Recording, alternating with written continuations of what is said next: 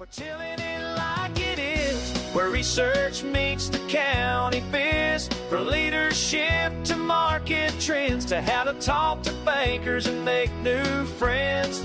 Yeah, we're tilling it like it is, bringing knowledge through the rifts. If it helps your farm, your school, or your kids, you'll hear it here, no politics.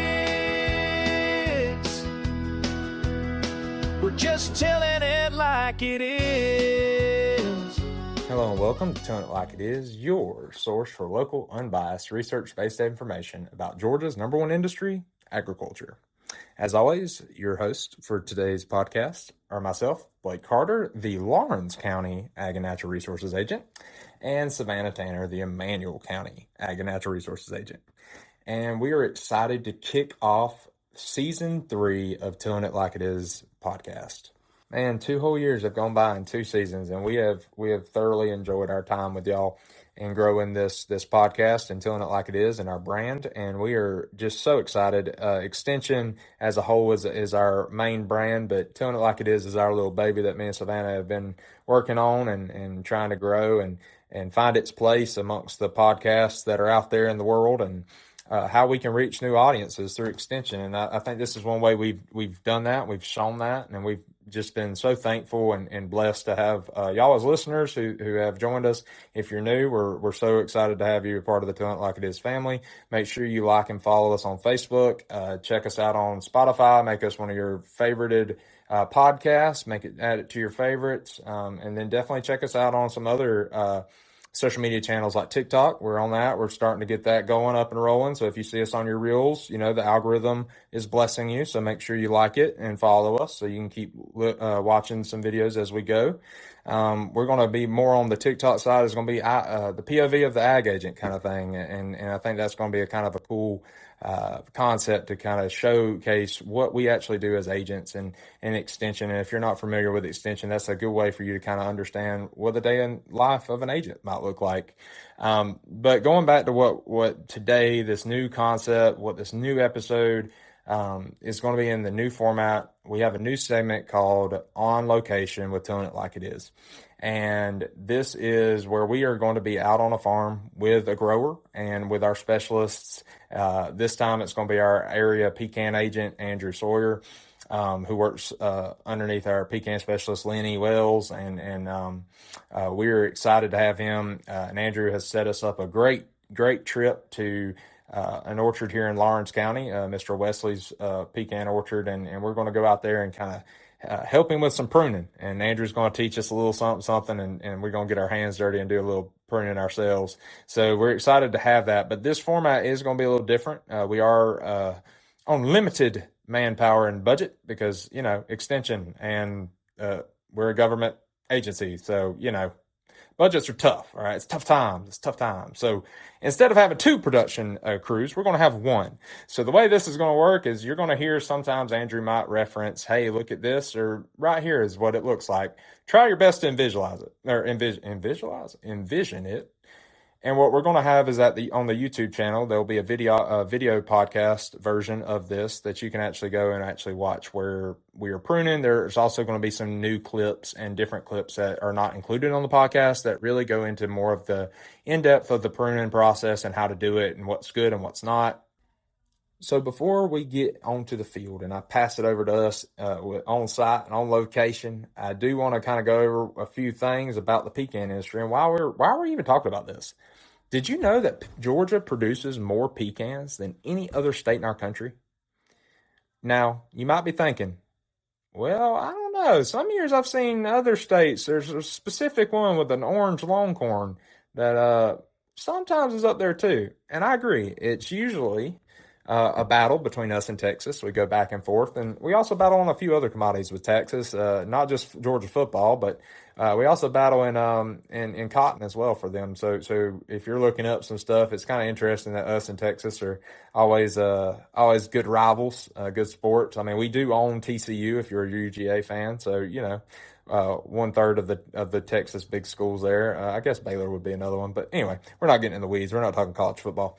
We're talking pecans, and pecans are one of my favorite nuts. It's one of my favorite things to snack on. It's also, if you're in Glenville, Georgia, I'm not even. This is no way, shape, or form a sponsorship of all, but I love me some Mascot chocolate covered pecans. All right.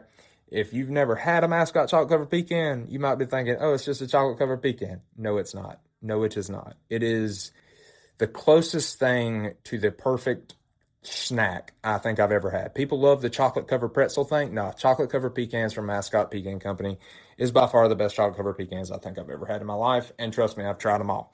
I've tried Buc-ee's, I've tried Stuckey's, I've tried all, and don't get me wrong, they're good. All right, they have their places, but just not at the top. When Hurricane Michael came through in South Georgia in 2018, it did not just knock nuts off the tree. It knocked whole orchards flat. And one of the biggest takeaways wasn't about the fertilizer, irrigation of the trees, and how they were growing. No, it was about the structure of the tree. And that's kind of what inspired us on this podcast episode today. We're going to be talking about pruning. Trees that were managed and pruned for balance and strength fared better than those that were left unmanaged during the hurricane and the storms. So why not? Why wouldn't you want to protect the crop that you're investing in, right? And so one of the simplest ways to do that is through pruning. And Andrew Sawyer has done a great job, our area pecan agent, of setting up us a in-person meeting today with Mr. Wesley and his pecan orchard. And we're going to talk through pruning. We're going to talk about some of the do's and the don'ts, the best way to do it. He's going to show us how. And we're really excited to be to showcase this. Like I said, it is a little bit of a different type of episode, so bear with us and enjoy it. And if you have any questions, anything that you would like answered after the podcast, please feel free to give us a message, drop us a comment, and we will definitely get back with y'all. So I will go ahead and send it over to myself, Savannah, Andrew, and Mr. Wesley at the Pecan Orchard. Hello, I'm Andrew Sawyer. I'm area pecan agent in southeast Georgia, and today we're going to talk about pruning trees. Specifically, this is an orchard where the trees are in their third growing season. And I would actually argue the pruning here and in third and fourth year is as critical as any pruning. However, year 1, 2, and 3 are all very critical and different from each other. But in year 3, you have the opportunity to really set this tree on the right growing path, if you will. Trees where pruning is missed here, it's hard to go back and redo it, okay? So we're standing by this tree, but what I would like to share is actually your first 3 years of pruning on one tree. So if you could see, and the reason is we got a visual, but if you could see right here, this was the first cut that was made 2 years ago when it was planted. And so plant it, you cut it off, and don't be scared where you cut it. If in that first year of growth there's no deer damage and it is not growing well, that's coming from the transplant stress. So guess what the answer is? You come back and you cut it lower, and that's allowing that tree to get water, okay? So these trees grew fine, and most of them are the width of them is growing really good. That's how, to me, you can really tell they're growing well. And so this height ended up being perfect.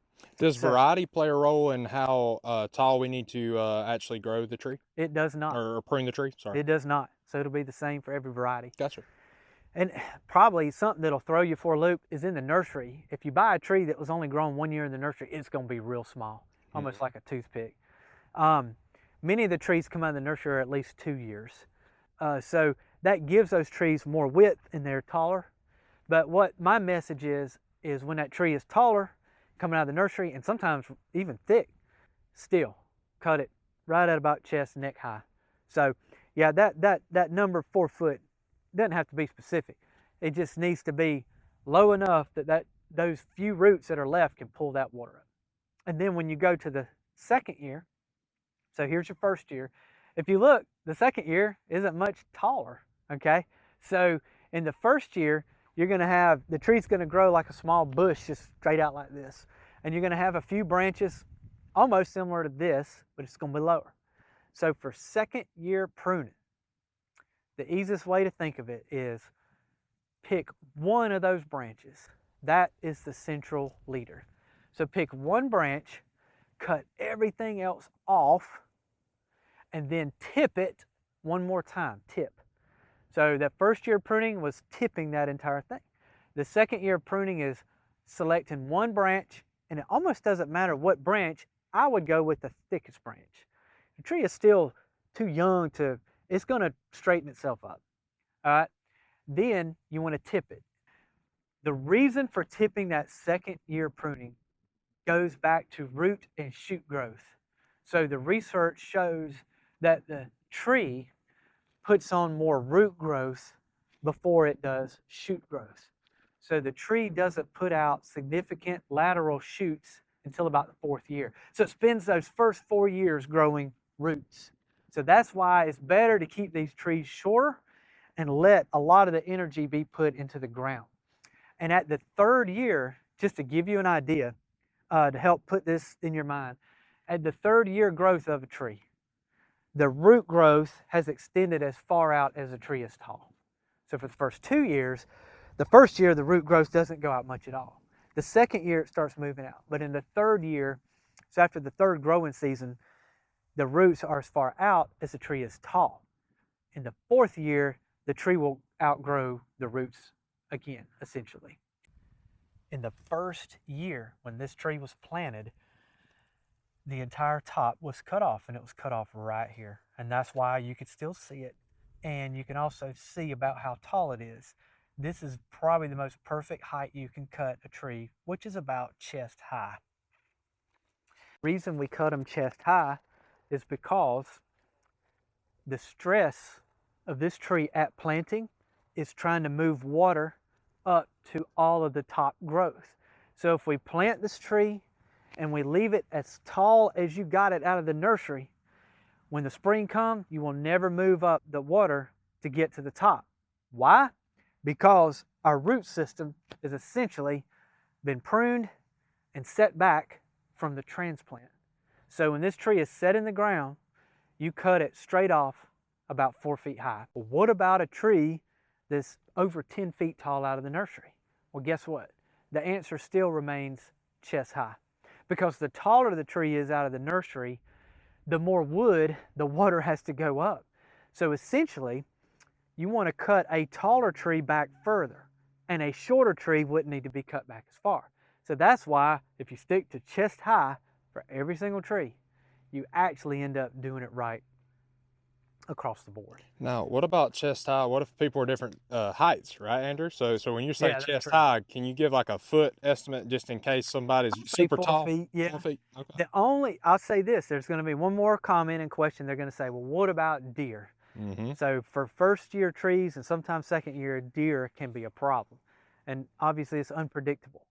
And so some people will plant new trees and cut them head high, 6 feet, 5 to 6 feet. And that helps with the deer. What you will see is those trees do not grow as good as a tree cut low. But if deer are a problem, they go after the very new tissue. And that's because when everything in the woods it's gotten more green, they're coming to our trees, which bud break later. And a low cut tree, they'll hammer it essentially. They'll just come back and feed on, they'll actually feed on the same trees. And so there's a lot of deer repellent, Milorganite, there's hinder, there's different things that you can use. Some people do soap, and you hang it from the tree. And what we've seen, not in research, but more observation, is what you hang on that tree does a pretty good job, because they come right up to it, and if it bothers their nose, that's as close as you get. You can put stuff on the ground, but it doesn't seem to last as long. I have seen a few places where deer are so bad that pruning them high was the best option. So it's definitely out there, but between 4 feet, honestly, less is okay. The tree is not hurt by you cutting it low, okay? But again, we're still referring to first year. But you're gonna have a lot of growth coming out, and it's gonna be down lower like this, and you're gonna have a bunch of limbs. So you're gonna select one limb, you're gonna cut all the other limbs off completely, all the way down that tree, and then this one branch that's coming out, you're gonna top it. That's how you do second year pruning. All right, so in trees in the younger age, loppers are really the easiest thing to use, and there's different types. And so the reason I keep these is because I have something at the house that can sharpen that. I keep them pretty sharp, but these you got to keep sharp, okay? This one I brought because we might do some central leaders that are high. This tree is not high, but this would only be good for probably about second-year trees if they're tall. But I'm hoping I don't have to use it because they're not as strong. But a pole saw, chainsaw, is good for once you get up to 3 and 4 years old. So this kind of my replica of that. Gotcha. Cool. Thank you. All right, so now we're getting to actually doing this. So first year, second year, what do we do for the third year? Remember, we planted, we tipped it off. In the second year, we selected one branch and we tipped it again. Why? Because we want more roots to grow. In the third year, the biggest thing is we do not want to tip the leading branch. So the first thing is we want to select the leading branch. So we call it the central leader. This is a classic example of a crow's foot. So when you tip that, the auxin, this is a hormone and these terminal buds, when you tip it right here, it stops that auxin, and then all these lateral branches grow kind of wacky. And that's what makes it grow like a bush. When we do not tip this, the auxin will control the growth of these lateral branches. So when I select a central leader, I like looking at the wood and saying, okay, what goes through here? Well, to me, all 3 or maybe 4 of these, they're about the same. Right. And so if you want to look at this spot, a lot of people say, if I cut a certain branch, it'll grow sideways. No, the tree will actually grow back over that cut. And this one is already doing that here. So keep that in mind. I would rather you select a leader where it looks like you got a good path of wood growing through. And also, I like what's thicker. To me, these two are the same. Yep. And I'm not going to complicate it. I'm standing on this side. So I'm just going to pick that other one as my central leader. Boom. Yeah, it's done. So honestly, I'm barely tall to count these. But another reason I want to count these is because this is basically a crow's foot. So Blake, if you shine up and you look at the top, which one is the central leader? What's going to happen if you don't remove these, then these are going to compete with that one. Yep. And they're going to grow out to the side, and they're going to shade the interior where we want the sun to lay on those flat branches. Yep. The easiest thing to do is just select your central leader and cut everything else off and start over at a twig. And I'm going to show you the benefit of that. So do it like this. And once you select your central leader, don't think a lot about it. Just get the cut. The one thing about pruning, however many people you have out there, that's the opinions you'll have. So if you stick to the basics, can't go wrong. Can't go wrong. So right here is where I want to stop. Okay. But in a second year tree, we're gonna tip it somewhere in there. But if I tip this tree, even if I tipped it up here, guess what? I'm going to have a crow's foot right here next year, and it's going to be higher. So how are you going to cut all that out all over again? You can't. So you eventually got to stop with the tipping, and this tree, this will be our leading branch, and the auxin here will control the lateral branch growth. So it'll lay those branches flatter. That flat branch will pick up more sunlight. The whole purpose of the pruning is for structure of this growth. So we like a straight up tree. It's called a central leader method. Pruning this is interesting about the timing of pruning. You can actually do it anytime and not be wrong. But probably the best time is winter, because without the leaves on the tree, I can see these branches and I can find a structure that I like for this tree. You know, if I remove a lot of branches in the summer down here, it actually will encourage top growth. But the reason we don't talk about that a lot is because it goes back to what are the trees doing? They are putting more into the roots those first few years than they're putting into the shoots. So growing a fast tree is not getting us a fruit crop. We're not harvesting nuts any sooner than growing it faster. So it's better to have a good structured tree, and that people a lot of time now thinking of storms. And even without the hurricane, a lot of straight line winds go through places like this and will take down trees. So where we lose control of these fork type branches, those are the branches that split. So we're better off to just cut them and get a good central leader for the future of any kind of winds and stuff like that. So yeah, developing that root That's system. it. That's huge, huge. Here's one that's like, this is so simple. You got 3 leaders that was pruned here last year, and there ain't much of a crow's foot, so I want to select one. But you know, here I like to selecting the one that's thicker. Thickest, yeah. I think it's got a better chance of being a part of this, you know, and so I come up and I made that determination walking up to the tree. I didn't get up here and think much about it. Pruning, I think the best pruning is done 2 ways. Sometimes you got to stand up to that tree and see, but other time you stand back. You can see more standing back. So when I'm finished there, I'm not going to tip it. So a lot of this pruning, 3-year pruning and just going back to sticks is not a bad thing. And a lot of people say, oh man, what are we gonna, there's no branches. We had a branch there. All these are your branches. And now with the tip, the auxin in that terminal bud, it can control the growth of these lateral branches. So some will ask about, do we take buds off? That's in the book. It's not our main focus. That's why we don't talk a lot about it. Kind of doesn't matter that much. And so I virtually leave them alone. Now I'll say this, next year, there are going to be some branches growing down here that are below our head. So for 4-year pruning, if there's a split, try to take out the split, but take off every branch below your head after the 4th year. Can those branches grow now? Yes, no problem, because every branch that grows today is going to supply some food, carbohydrates for the roots this year. So let it grow, let it do it at once. But in the 4th year, we can come into that branch and take all of them off, and then after that, you're really done. So I always say year 1, 2, 3, and 4, and after that, let them go. Now, what about if you have injuries? So, like you talked about keeping your tools very sharp, right? Yep. So, what happens if those tools are kind of dull and like you actually end up ripping some of the branches as you're trying to prune them off? What do we have to take into account when it comes to injury for the pecan trees? I'll say this: when they're young, trees don't heal; they seal. Yep. So when they're young, they have the ability to kind of grow over, like these 2 that I cut off. It could now will grow over that.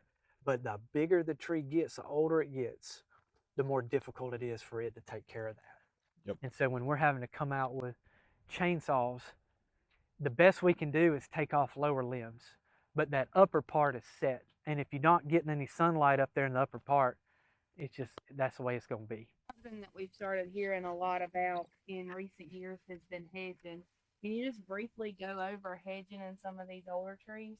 Yes, hedging is a kind of a new cultural practice that we're getting into, and it's been looked at for a long time now in Georgia. It was already being done out west, but all in all, for us in the Southeast, we do see it as a great benefit, and it comes for a number of reasons.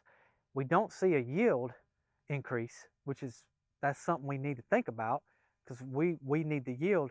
But we do see a nut quality increase, and that is something that will help us. Hedging also does not reduce our disease, because the disease is #1 pest that we fight, especially in terms of what we spend in money. But it does allow us to control the disease better, and I'm referring to scab, because when we hedge, we're actually reducing the top growth, and we're hedging the sides. So we're reducing the size of the tree from top down, and then we're cutting the branches off with a hedger about 6 feet off the tree, 8 feet off the tree. And each tree is not hedged every single year. So I'll mention the program in just a minute, but just sticking to the benefits. When you cut all that off, that wood off, then you're able to get our fungicide can contact the pecans on the tree that need that protection. So that's a big thing for disease. Another thing is kind of indirect, is fruit thinning. So all nut crops have that alternation. It's a natural. And in pecan, there is a difference in variety. Some varieties alternate real bad. Some don't alternate as much, but there is some alternation. So all the cultural things we do, like irrigate, that's big to reduce alternation. So the tree sets that crop in August of each year. So the female flower that becomes a pecan is determined physiologically in the month of August. And so whatever less stress on that tree it has, the better crop we set. So where hedging plays is there is also a carbohydrate store. So that's the most basic understanding of alternation. If there's a lot of pecans this year, all the energy goes into making those, and then there's none the next year. Well, there's where the hedging comes. So instead of going and shaking every tree in July with the shaker and knocking nuts off the tree to reduce it, that's fruit thinning, the hedger takes care of that. And that wood, that branch, that exact piece of wood that's hedged is not cut every single year. We were doing it every other year. All right, but the newest change as of 2024 probably is we're pushing it to every 4th year. And that's because we do got some high plant population trees. If you see, our trees are kind of, these are not too close by any means, but you see how they're a little closer in the row inside the drill than they are from the row. This is actually so they can be hedged. And with the hedging, it can reduce that alternation.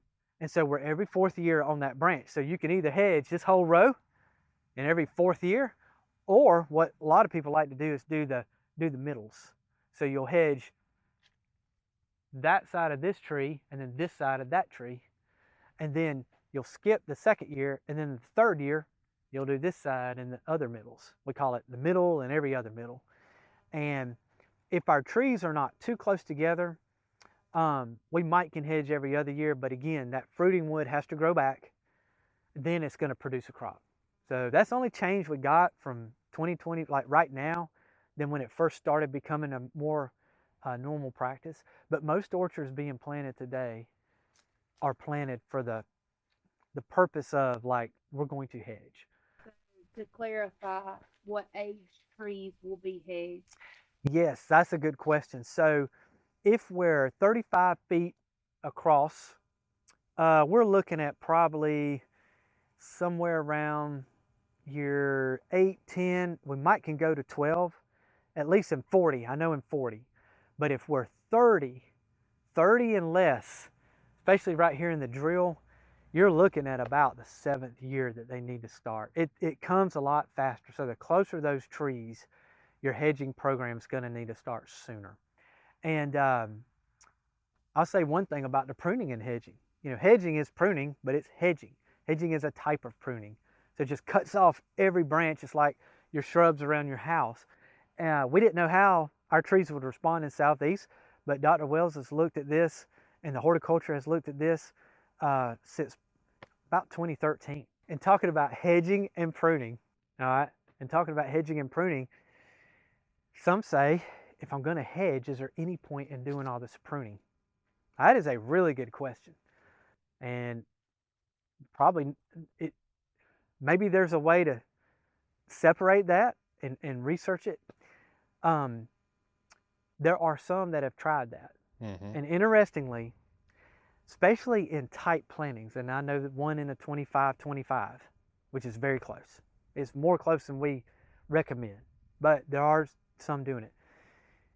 The unpruned trees, y'all, were splitting on their own before they even got to being hedged. They were growing so fast. Now, part of that was they had a lot of inputs, but one benefit of tree pruning is slowing that down. So the tree will self-prune if it's starting to grow too much, and in that crowded environment, super crowded. So a lot of the orchards are planted with hedging in mind, but our position is they should still be pruned. So hedging reduces all that canopy, and you get that sunlight in the canopy. So that's another positive for hedging, is the sunlight, which we don't think a lot about. It's hard to put that in a number, but these trees got to have sunlight. However, the structure of this tree in its early years, like first 10 years and even 15, it does help this tree to still be pruned with structure before you hedge it. So it's still going to grow back out, and it's going to look like a normal tree. But when you go to hedging, it can reduce. Pruning, even if you hedge, still reduces some. self-pruning of itself, or splits due to wind shear, hurricane winds, that type thing.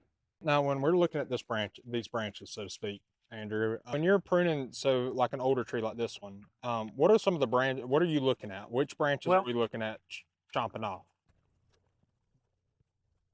Trees above 6 years old, Mm-hmm. it is very difficult to go in and do anything with them pruning wise. Gotcha. So what I would do, I would focus mainly on lower branches. So I would go back to that 4th year, which is, and 3rd year too, which is head high and down. Yep. But mostly in the 4th year. So you could take this one off, and then all these down here, this one back here. You know, if this one's growing real straight up that I'm looking at into the sun, you could do something with it. But what you got to remember, if you cut too much of this off, the bark is getting thick up top. Yep. So there may not be no buds up there to form a new branch. But I can look up and see some buds. So it probably would. But that's the downside. Once you get over 6 years, it's kind of hard to, I would say, fix them. You just may make them a little better. If somebody accidentally pruned off, let's say this branch, for instance, is there too big of a branch to prune off where the tree won't heal back? I say yes, but not in much of these trees in our lifetime that we'll deal with. Gotcha. Yes, and that's only, honestly, I've learned that from an arborist who cuts down all kinds of trees. Yep. And I did not believe you could remove a branch too large, but he has shown me some trees, particularly oak, that once you get to a certain size, they don't seal very well. But in our world of the growing of these trees, we don't usually get like that. They'd have to be like, you know, the 50 plus 60-year-old, and by that time you've either hedged these and all that. It doesn't matter. Gotcha. So this is not too much. Again, what my concern here is do you have the replacements on the inside? Yep. You may not grow back what you take off out here. So when you're talking about buds, yeah, on the branch, can you point out a few of them? Yeah, like here's one that's kind of high in there, and here's one right here. And the pecans have 3 in 1, so it's primary, secondary, tertiary.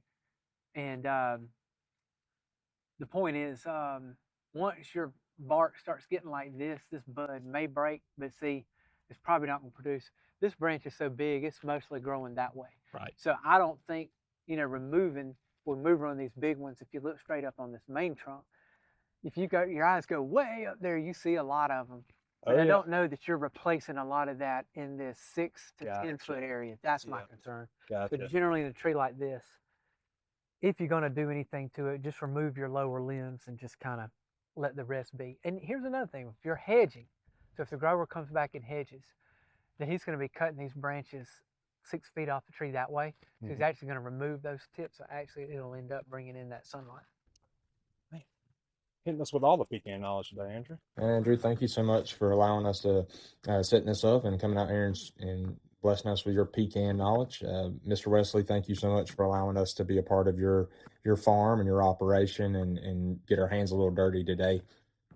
We're going to close out this episode like normal. It is our new season. It's the first episode of season 3, so we're so thankful to be providing news and information to y'all for the last 3 years and 2 seasons and going on our third season here. We're going to finish up how we normally do with some upcoming events. And if y'all aren't aware, this time of year is great and busy for our ag agents in the extension world, because we are busting our butts to put on production meetings. We call it production meeting season, and it is all about, a lot of the meetings are geared towards row crop and producers that are commercial producers, but that doesn't always just limit to row croppers. So if you're interested in agriculture, interested in going to any of your local meetings, pesticide credits are usually offered. Just get with your county agent, call the county office. They can let you know about the upcoming meetings. They're not all row crop. There's some that will be, specialty crops and fruits, veg, and then also some pasture and cattle management. So definitely reach out and find out what's going on in your local area or drivable distance. Also coming up, there's a few other big events that are on the horizon. First being the Vidalia Onion Precision Ag Field Day. And if y'all have never been out to the Vidalia Onion Farm, we've covered it on here before and talked to Chris Tyson out there, the Onion Man. But it's a really cool field day. There's some really cool technology that's going to be showcased. But not only that, we have the 5th annual Savannah River Cattle Field Day. And I know when this episode drops, it's probably going to be the day of. So RSVP is probably out the window, but it is going to be happening in Guyton, Georgia. It's going to be from 4 to 8 p.m. on February the 3rd. If you would like to come and just let them know that give you a heads up, it will contact Jacob Atkinson and Ben Richardson. If you go to our Facebook page, we have shared the event details if you would like to know some more. We also would like to mention about a small ruminant series. So if you're interested in sheep or goats, there's a 6-session series for small ruminant production, and registration is required. The office that's putting it on, let me double check, it is Calhoun County. So Calhoun is a little ways away from where we are, but that's okay because it's going to be online. Most of the actual courses are online, and it's throughout the month of March, and then there will be a hands-on demo in April. So if you're interested in that, you can reach out to the Calhoun County Extension Office, or you can go to our Facebook page, and we have also shared some more details, as well as a QR code to scan and register right from our webpage. Finally, I did want to wrap up by just saying thank you for the support that y'all have had when we released our competition for the new logo design. We had a lot of good responses. Thank y'all so much. We did send the winning concept, I'm not going to tell you which one, to our Office of Marketing and Communications up in Athens. Shout out OMC. They are going to be working with us to make it a little bit more professionally done and take my elementary work and turn it into something that's really, really cool.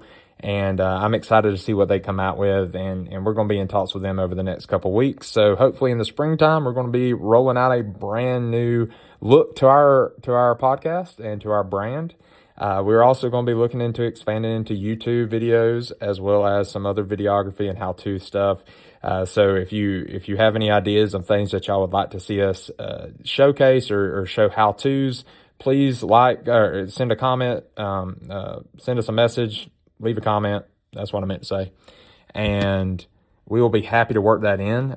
We would love to make sure whatever we're putting out there is so relevant to y'all, because that's what we're here for, right? That's the whole reason behind this podcast and the Telling It Like It Is and extension brand in general. So we can't wait to showcase what we got coming down the pipeline. And as always, it's been myself, Blake Carter, and Savannah Tanner. And until next time, keep telling it like it is.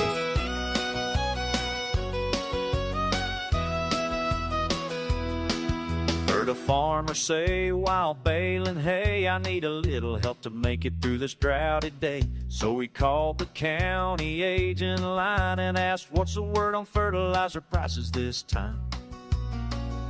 From the small towns to the fields we roam, we keep producers growing strong close to home. We're tilling it like it is, where research meets the county biz. For leadership to market trends, to how to talk to bankers and make new friends.